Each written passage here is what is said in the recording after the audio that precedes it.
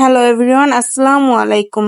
ঈদ অনেক আগেই শেষ হয়ে গেছে, কিন্তু দাওয়াত খাওয়া এখনো চলছে। কোথায় দাওয়াত খেতে যাব সেটা পরে বলছি, তার আগে আপনাদের ভাইয়াকে নিয়ে চলে আসলাম মিষ্টি কিনতে। দাওয়াত খেতে যাব আর সাথে মিষ্টি নিব না, এটা কি সম্ভব? তাই তো চলে গিয়েছিলাম আমাদের ঝিনাইদহের একটি নামকরা মিষ্টির দোকানে, ঘোষ মিষ্টান্ন ভান্ডারে। আমাদের সবসময় এখান থেকেই মিষ্টি কেনা হয়, এমনকি আমাদের বাসায় কখনো প্রোগ্রাম থাকলেও এখান থেকেই দই আর মিষ্টির অর্ডার দেওয়া হয়।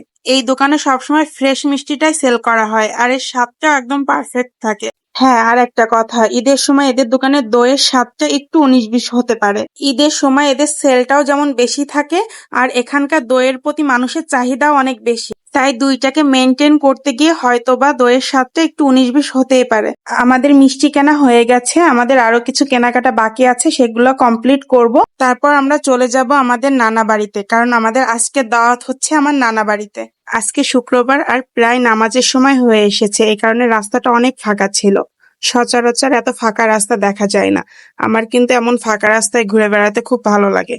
আমাদের বাসার সবাই কিন্তু নানাদের বাড়িতে পৌঁছায় গেছে, আমরাই শুধু লাস্টে পড়ে আছি।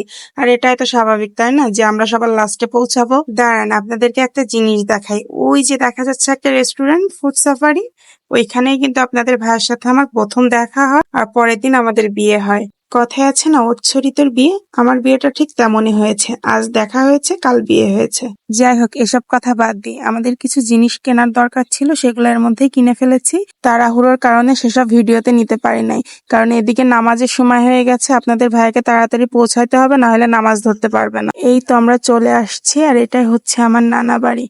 আমি যখনই এখানে আসি আর এই জায়গাটায় দাঁড়াই, তখনই আমার বুকের মধ্যে কেমন একটা করে ওঠে আমার নানার জন্য।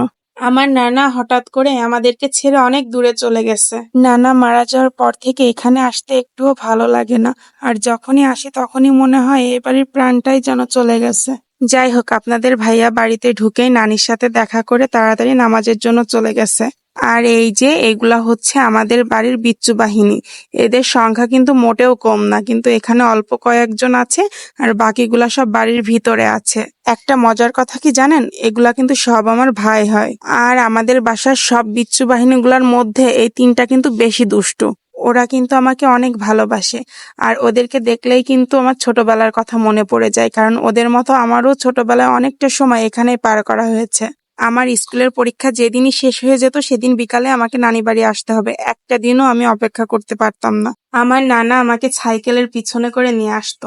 নামাজ শেষ করে সবাই চলে এসেছে, আর এদিকে আমি বাঁধনকে সবার আগে আলাদা করে খেতে দিয়েছি, কারণ ও গরুর মাংস, খাসির মাংস কোনো কিছুই খায় না। আর সবার সাথে বসে খেতে ওর একটু প্রবলেম হবে, এই কারণে ওকে আগেই খেতে দিয়েছি।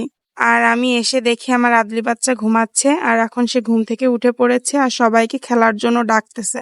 আর হ্যাঁ, এটা আমার নানা বাড়ি, কিন্তু আমার আদিয়াতের মিষ্টি মায়ের বাড়ি। আমার আদিয়াত কিন্তু আমার নানিকে মিষ্টি মা বলে ডাকে।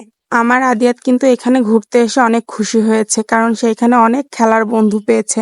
আর আপনারা তো জানেনই আমার আদিয়াত ঘুরতে অনেক ভালোবাসে। যাক, আমার আদিয়াত অনেকক্ষণ ডাকাডাকির পর আমার আদিয়াতের সাথে খেলার জন্য সবাই একে একে চলে আসছে। আমার আদিয়াত কিন্তু ওর বয়সী বাচ্চাদের সাথে খেলা করতে চায় না, ওর থেকে বয়সে একটু বড় এমন বাচ্চাদের সাথে খেলা করতে অনেক পছন্দ করে। আর এই যে হচ্ছে আমাদের বাড়ির বিচ্ছু বাহিনীর দল, এখানে আরো দুজন বাকি আছে, সে দুজন ঘুমাচ্ছে। আর এখানে কিন্তু সবাই হচ্ছে আমার আদিয়াতের মামা আর খালামণি, আর এগুলা সব হচ্ছে আমার ছোট ভাই আর বোন। ভাবা যায়, তারা এখন নিজেদের মধ্যে আলোচনা করছে কে কেমন পোজ দিয়ে দাঁড়াবে আর ছবি তুলবে। আর এটা হচ্ছে আমার মামার ছোট ছেলে, সে সবাইকে পোজ শিখিয়ে দিচ্ছে। বাচ্চাদের এই আনন্দের জন্যই তো সবকিছু, আর ওদের মুখে হাসি দেখলে নিজেদের কাছেও অনেক ভালো লাগে। এদিকে আমার ছোট জামাইও চলে এসেছে, তাই আপনাদের ভাইয়াকে আর আমার ছোট জামাইকে একসাথে খেতে বসিয়ে দিয়েছি। আর এই যে আমার আদিয়াত খাওয়ার মধ্যে বাবাকে আদর করতে চলে এসেছে। আহারে কি ভালোবাসা! খাবারটা যে সার্ভ করে দিচ্ছে ও হচ্ছে আমার ছোট খালা। আমরা দুজনে কিন্তু ছোটবেলা থেকে একসাথে বড় হয়েছি। আমার মামি কিন্তু আজকে নিজের হাতে সবার জন্য অনেক কিছু রান্না করেছে। পোলাও, 3 ধরনের মাংস, মাছ, ডিম, আরো অনেক কিছু। আমার মামির হাতের রান্না কিন্তু মাশাআল্লাহ অনেক মজা হয়। বেচারি রান্না করতে করতে নিজে অসুস্থ হয়ে পড়েছে। আমি এসে দেখি তার প্রচন্ড জ্বর এসেছে, বিছনা থেকে উঠতে পারছে না। আর এই যে আমরা এখন সবাই একসাথে খেতে বসে গেছি। ইনি হচ্ছেন আমাদের আর একজন নানি, আমার ছোট খালার শাশুড়ি।